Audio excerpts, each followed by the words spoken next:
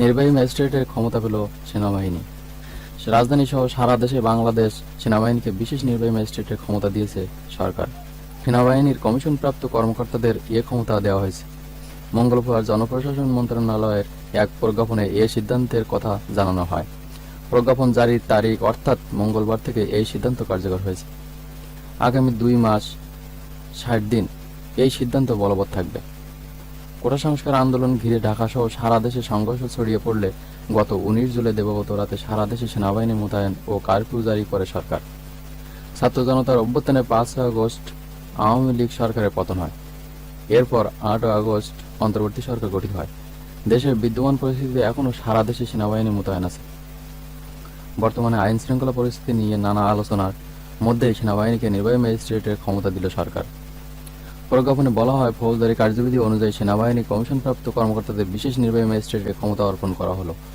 ফৌজদারি কার্যবিধি ধারা 64, 65, 83, 84, 86, 95, 100, 105, 107, 109, 110, 126, 127, 128, 130, 133 ও 142 ধারার অধীন অপরাধগুলো আমলে নিয়ে প্রয়োজনীয় ব্যবস্থা নিতে পারবেন সেনাবাহিনীর বিশেষ নির্বাহী ম্যাজিস্ট্রেটের ক্ষমতা পাওয়া কর্মকর্তারা। এর ফলে নির্বাহী ম্যাজিস্ট্রেটের দায়িত্ব পাওয়া সেনা কর্মকর্তাদের উপস্থিতিতে কোনো অপরাধ সংঘটিত হলে তারা অপরাধীকে গ্রেপ্তার করতে বা গ্রেপ্তারের নির্দেশ দিতে পারবেন। সেনাবাহিনীর কর্মকর্তারা এসব ধারা অনুযায়ী অপরাধীদের বিরুদ্ধে প্রয়োজনীয় ব্যবস্থা নিতে পারবেন। বিষয়টি নিয়ে জানতে চাইলে অন্তর্বর্তী সরকারের আইন, বিচার ও সংসদ বিষয়ক উপদেষ্টা অধ্যাপক আসিফ নজরুল প্রথম আলোকে বলেন, দেশে বর্তমানে কিছু কিছু এলাকায় বিশেষ করে শিল্পাঞ্চলগুলোতে নাশকতা ও দেশের স্থিতিশীলতা বিনষ্টের মতো কর্মকাণ্ড ঘটছে বলে সরকার লক্ষ্য করছে। উদ্ভূত পরিস্থিতির উন্নতি ও অপতৎপরতার মোকাবেলার জন্য সেনাবাহিনীকে ম্যাজিস্ট্রেটের ক্ষমতা দেওয়া হয়েছে।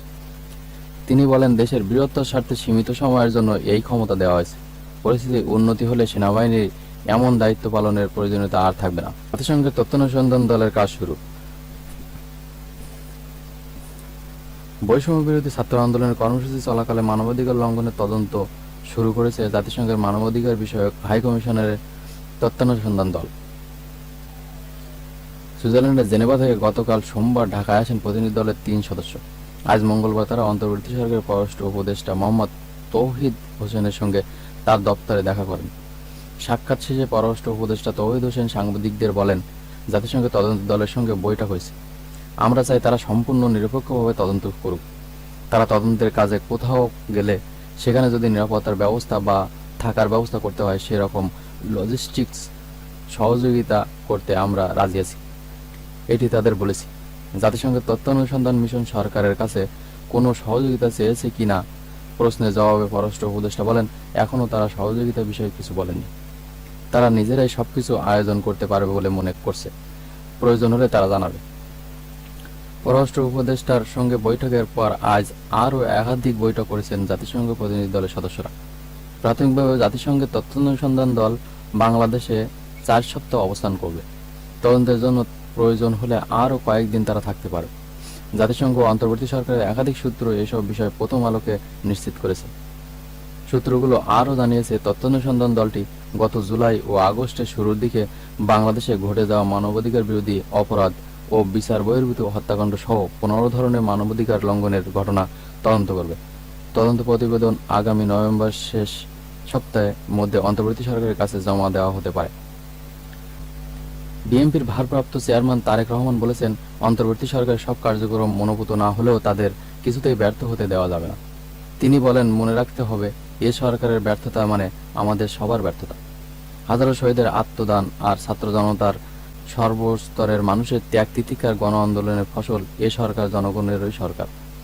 তবে তারা অন্তর্বর্তী সরকার নিজেরা যাতে নিজেদের ব্যর্থতার কারণ না হন সে ব্যাপারে তাদেরকে সতর্ক থাকতে হবে। গতকাল ছিল বিশ্ব গণতন্ত্র দিবস।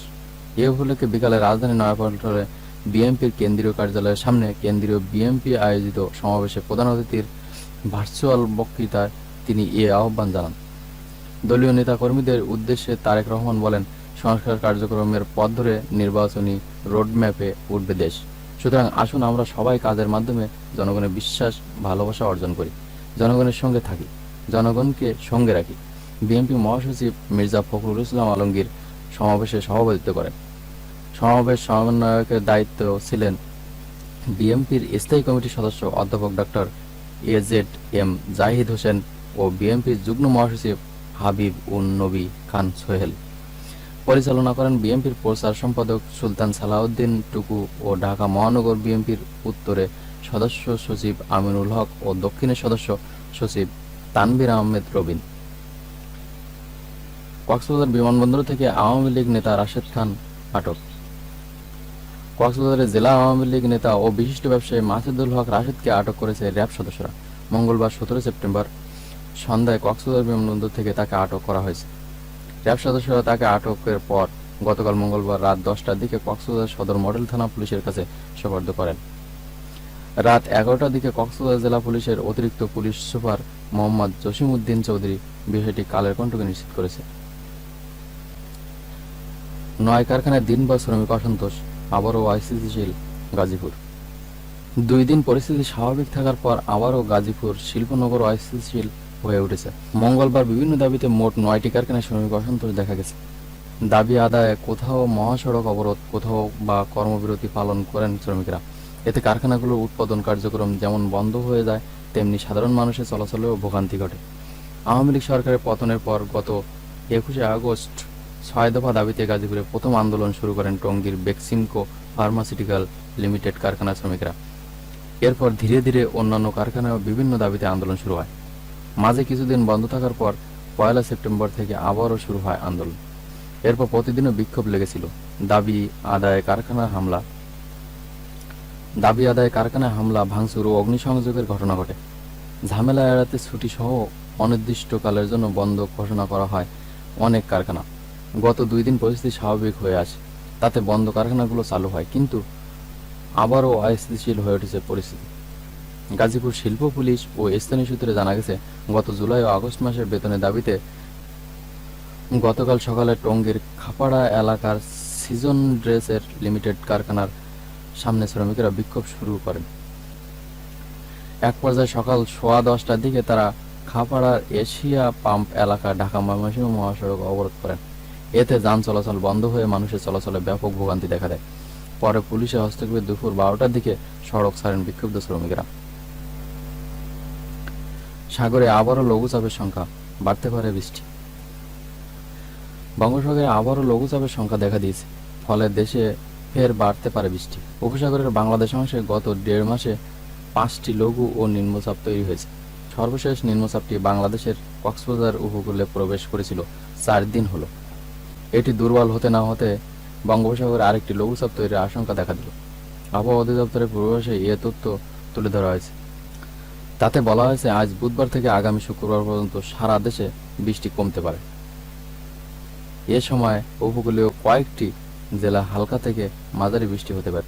তবে 21 থেকে 22 সেপ্টেম্বরের মধ্যে বঙ্গোপসাগরে লঘুচাপ সৃষ্টি হয়ে বৃষ্টি বাড়িয়ে দিতে পারে। তারপর টানা 2 থেকে 3 দিন আবারও বৃষ্টি বাড়তে পারে।